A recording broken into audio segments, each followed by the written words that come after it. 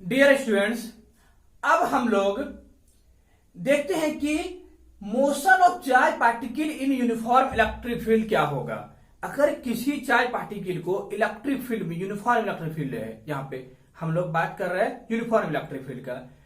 अगर किसी charge particle को यूनिफॉर्म इलेक्ट्रिक फील्ड में प्लेस करेंगे तो क्या होगा। एक बार प्लेस करते हैं, एक बार मोशन में रखते हैं कुछ इनिशियल वेलोसिटी के साथ में। तो ये हम केस 1 ले रहे हैं।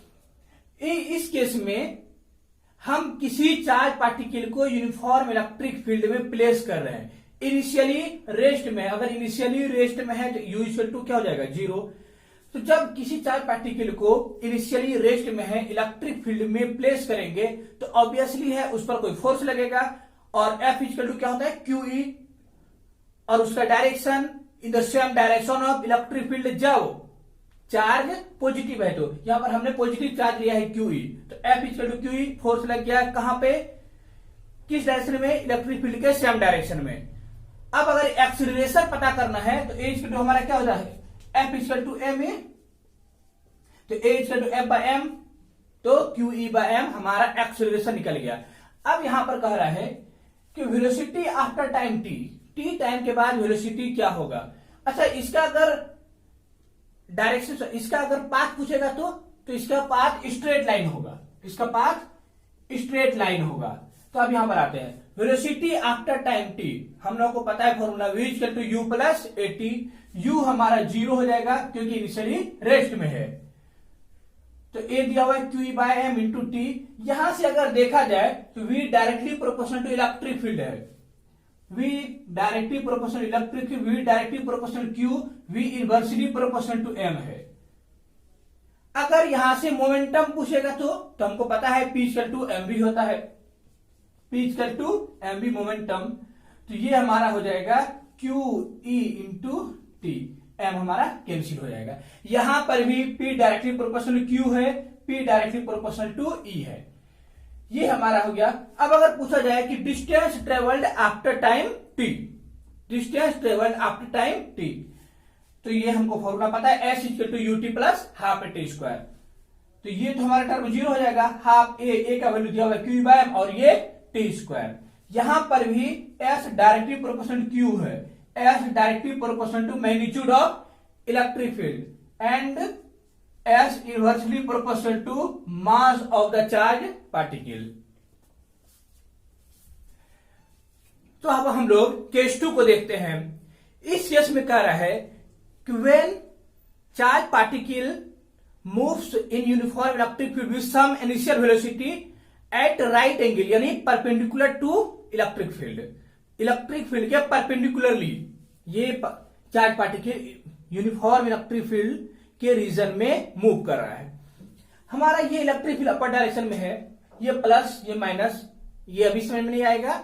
ये कैपेसिटर में इसी तरह से लेते हैं, पॉजिटिव प्लेट और नेगेटिव प्लेट है तो इलेक्ट्रिक फील्ड का डायरेक्शन पॉजिटिव टू नेगेटिव होती है।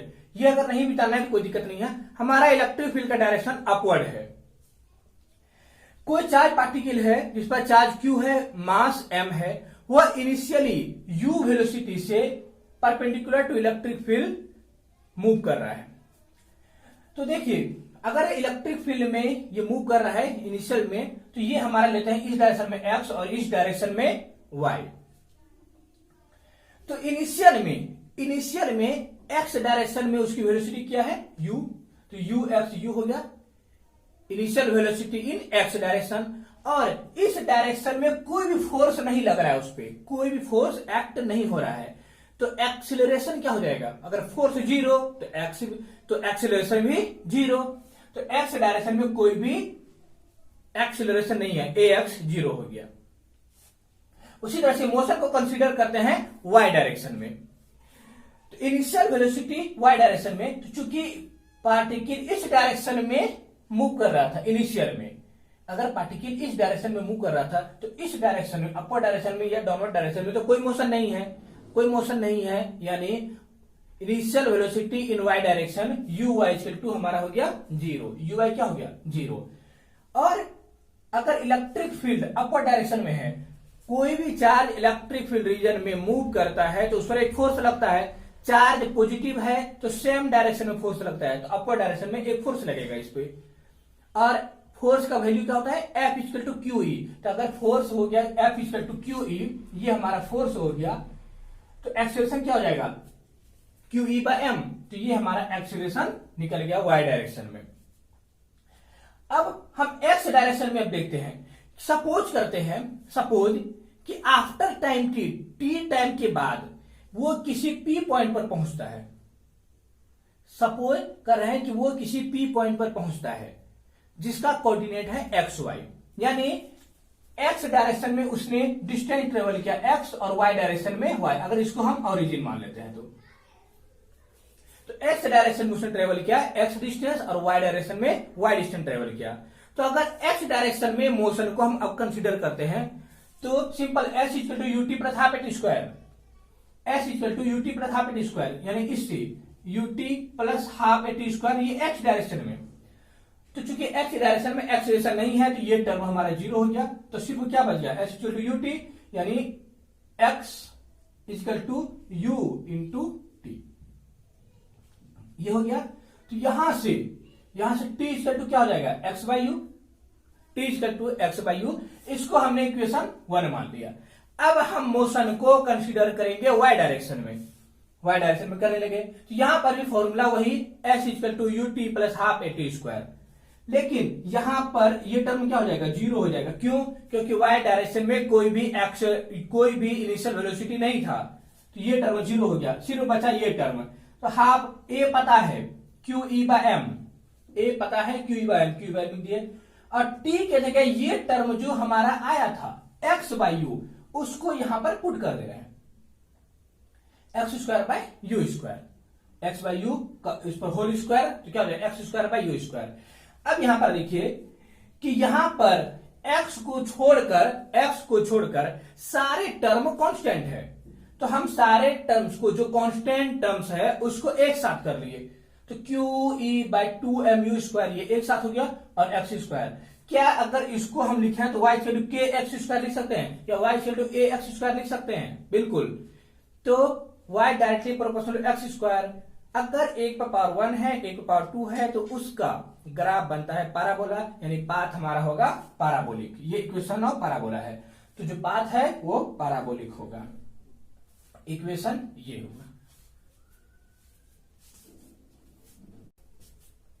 अब आगे देखते हैं कि आफ्टर टी टाइम के बाद उसका वेलोसिटी क्या होगा, क्योंकि यहां पर वेलोसिटी हमारा दोनों डायरेक्शन में होगा, एक्स में भी और वाई में भी।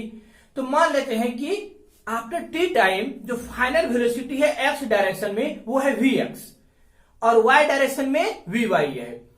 तो अगर हमको वेलोसिटी को वेक्टर फॉर्म में लिखना रहेगा तो कुछ ऐसा ही लिखेंगे, we x I plus we Y जे। हम वेलोसिटी को इस तरह से लिखेंगे आई और जे के टर्म में। अब देखिए हमको यहां से वी एक्स यानी एक्स डायरेक्शन में फाइनल वेलोसिटी फाइंड आउट करना है, वी वाई वाई डायरेक्शन में फाइनल वेलोसिटी को फाइंड आउट करना है। तो एक्स डायरेक्शन में अगर पहले बात करते हैं तो एक्स डायरेक्शन में हम फॉर्मूला यूज कर रहे हैं, we equal to you plus A T. तो v x equal to you x plus A x into t, यानी एक्स डायरेक्शन में हमने फॉर्मूला यूज किया। और एक्स डायरेक्शन में कोई भी एक्सीलरेशन नहीं है, अगर एक्स डायरेक्शन में एक्सीलरेशन नहीं है तो ये टर्म हमारा हो गया जीरो। अगर ये टर्म जीरो तो v x equal to u हो गया, यानी एक्स डायरेक्शन में वेलोसिटी कांस्टेंट रहेगा, जो इनिशियल वेलोसिटी थी वही फाइनल वेलोसिटी भी होगी। ठीक वैसा ही जब हम लोग प्रोजेक्टाइल मोशन पढ़ते थे तो प्रोजेक्टाइल मोशन में देखते थे कि अगर थ्रो किए तो एक्स डायरेक्शन में वेलोसिटी कांस्टेंट रहता था, कौन सा, यू कॉस थीटा। वैसा ही यहां पर भी है। अब वाई डायरेक्शन में अब बात करते हैं, तो वाई डायरेक्शन में भी हम फॉर्मूला यूज कर रहे हैं, we equal to you plus A T. तो v Y equal to you Y plus A Y into T. और वाई डायरेक्शन में इनिशियल वेलोसिटी जीरो है, वाई डायरेक्शन में इनिशियल वेलोसिटी तो हमारा कुछ है नहीं, तो ये टर्म जीरो हो गया।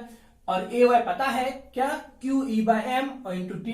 तो वाई डायरेक्शन में फाइनल वेलोसिटी आएगा q e by m into t, यानी एक चीज यहां से पता चल रहा है कि वाई डायरेक्शन में लगातार इसकी वेलोसिटी बढ़ते जाएगी। एक्सीलरेटेड मोशन है, क्योंकि एक्सीलरेटेड मोशन है वाई डायरेक्शन में। अब इसको यहां पर हम लिखते हैं, तो vector V equal to you x we x है यू तो you I plus Q e t by m into जे, ये हमारा हो गया वेक्टर फॉर्म में। अगर इसका मैग्नीट्यूड कहेगा निकालने, अगर मैग्नीट्यूड कहेगा निकालने के लिए तो हम सिंपल क्या करेंगे, root under u square plus ये वाला टर्म का स्क्वायर, यानी यहां से ये भी पता चल रहा है कि मैग्नीट्यूड इंक्रीज करेगा, टाइम के साथ इंक्रीज करेगा। क्यों? क्योंकि टाइम एक फैक्टर है, यहां पे टाइम यहां पर फैक्टर है और पॉजिटिव है, यहां पे सब कुछ पॉजिटिव है, तो स्पीड इसका इंक्रीज करते जाएगा। ये अगर इसको हम वेक्टर फॉर्म में लिखते हैं ग्राफ में, इधर वी एक्स है इधर वी वाई है, और यहां पर हमने एक पैरेललोग्राम जैसे बनाते हैं हमने बना दिया, 90 डिग्री पर है तो हमारा ये कुछ रेक्टेंगल टाइप बनेगा। वी एक्स वी वाई बनाए तो ये हमारा वेक्टर वी है और ये tan theta, tan theta equal to हमको पता है v y by v x, यानी इतना बाय इतना हो जाएगा। ये अगर हमारा वी एक्स है और ये टर्म है वी वाई तो v y by v x, v y पता है कितना q e t by m और वी एक्स पता है यू, सबको पुट कर दिए तो ये हमारा एंगल निकल जाएगा, ये एंगल ऑफ डिफ्लेक्शन।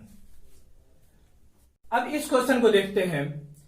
इस क्वेश्चन में कह रहा है इन यूनिफॉर्म इलेक्ट्रिक फील्ड, तो हमने एक यूनिफॉर्म इलेक्ट्रिक फील्ड ये हमने बना दिया जिसका मैग्नीट्यूड ये है। कह रहा है in uniform electric field if a charge is fired in a direction different from line of electric field, if a charge is fired different from line of electric field, यानी कहने का मतलब है कि इस डायरेक्शन को छोड़कर किसी भी डायरेक्शन में इस डायरेक्शन को छोड़कर, यानी ये लाइन पर नहीं होना चाहिए, इस दोनों डायरेक्शन को छोड़कर किसी दूसरे डायरेक्शन में, सपोज कि इस डायरेक्शन में हम थ्रो कर रहे हैं तो चार्ज का ट्रेजेक्ट्री क्या होगा, पाथ क्या होगा। देखिए अगर इस डायरेक्शन में थ्रो करते, इस डायरेक्शन में या इस डायरेक्शन में, तो हमारा स्ट्रेट लाइन होता, ये हमारा केस 1 ही बता रहा है, यानी स्ट्रेट लाइन नहीं होगा। दूसरी बात, अगर मान लेते हैं हम दूसरा देखते हैं, क्या सर्किल हो सकता है कि नहीं। इस केस में एक्सेलरेटेड मोशन होगा, एक्सेलरेटेड मोशन होगा तो अपने पोजीशन पर वापस फिर आएगा ही नहीं, तो अपने पोजीशन पर वापस नहीं, तो सर्किल कंप्लीट होने का कोई चांस ही नहीं है, तो ये भी नहीं हो सकता, इलिप्स भी नहीं बन सकता, तो केस 2 वाला पैराबोला बनता है। ये बहुत ही अच्छा क्वेश्चन है, बहुत कॉन्सेप्चुअल क्वेश्चन है। तो हम लोग देखते हैं इस क्वेश्चन में। इस क्वेश्चन में कह रहा है कि इन यूनिफॉर्म इलेक्ट्रिक फील्ड, और इलेक्ट्रिक फील्ड का वैल्यू दिया हुआ है E equal to E not into minus जे। इसका मतलब है कि इलेक्ट्रिक फील्ड का डायरेक्शन डाउनवर्ड डायरेक्शन में है, वाई डायरेक्शन में डाउनवर्ड डायरेक्शन में है। एन इलेक्ट्रॉन, इलेक्ट्रॉन है तो निगेटिवली चार्ज होगा, इलेक्ट्रॉन है तो निगेटिव चार्ज है, यानी ये हमारा एक इलेक्ट्रॉन है यहां पे जिस पर चार्ज क्या है Q इक्वल टू माइनस ई, इस पर चार्ज है और इस पर मास क्या है m है, मास m है, चार्ज माइनस ई है।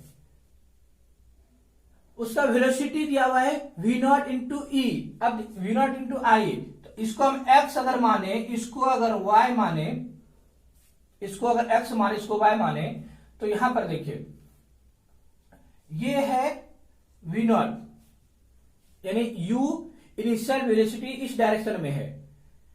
तो पूछ रहा है कि उसका इक्वेशन ये बनेगा, उसका इक्वेशन ये बनता है, तो a और b का वैल्यू के बारे, ये इसमें एक से ज्यादा आंसर सही है, तो देखते हैं इसमें a और b का वैल्यू कैसे निकालेंगे। जो केस 2 का जो इक्वेशन जो फाइंड आउट किए थे, उसमें किसी पार्टिकल को इलेक्ट्रिक फील्ड के परपेंडिकुलरली प्रोजेक्ट किए थे, और उस वक्त उसका इक्वेशन आया था y equal to q e by 2m u square into x square, ये इक्वेशन आया था। तो यहां पर देखिए इसको कंपेयर करते हैं इससे, तो a इक्वल टू हमारा हो गया 2, तो ये सही है।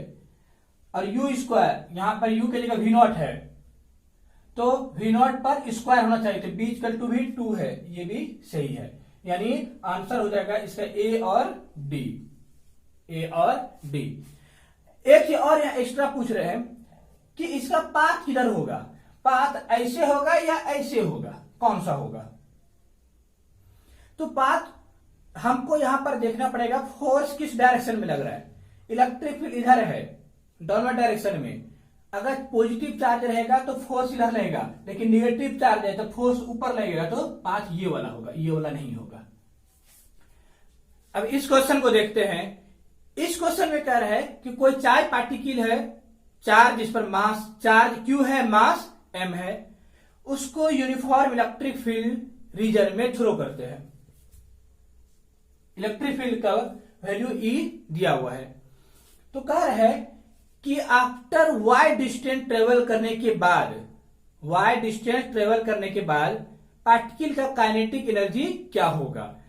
तो देखिए इनिशियली रेस्ट में है, इनिशियली रेस्ट में यू इक्वल टू हमारा 0 हो गया। जब किसी भी चार्ज पार्टिकल को यूनिफॉर्म इलेक्ट्रिक फील्ड में थ्रो करेंगे या प्लेस करेंगे तो उस पर फोर्स लगेगा f equal to q e, तो हमने f equal to q e लगा दिया। अगर f equal to q e force हुआ तो एक्सेलरेशन हो जाएगा q e by m, f equal to m a formula से। तो अब देखते हैं, तो v square equal to u square plus 2s, ये हमारा मोशन का फॉर्मूला है। ये टर्म 0 हो जाएगा, क्यों, क्योंकि इनिशियली रेस्ट में है। तो यहां से वी स्क्वायर इक्वल टू आ गया 2a पता है q e by m into y. अब m को ऊपर ले जाते हैं और 2 को नीचे लाएंगे, तो कुछ ऐसा होगा, m v square by 2 equal to q e y, और यही तुम्हारा काइनेटिक एनर्जी है, तो काइनेटिक एनर्जी इक्वल टू हो गया q into e into y. यहां पर काइनेटिक एनर्जी पता चल रहा है डायरेक्टली प्रोपोर्शनल टू चार्ज है, और kinetic energy directly proportional to electric field भी है। अगर इसको सेकेंड मेथड से बनाना तो कैसे बनाएंगे, तो देखते हैं। From work energy theorem,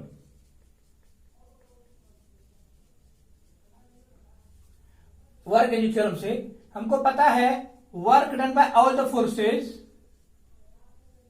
is equal to change in kinetic energy, यानी kinetic energy final minus kinetic energy initial, और ये टर्म 0 होगा, क्यों, इनिशियल में रेस्ट में है, काइनेटिक एनर्जी 0, तो हमको यही निकालना है kinetic energy final is equal to work done.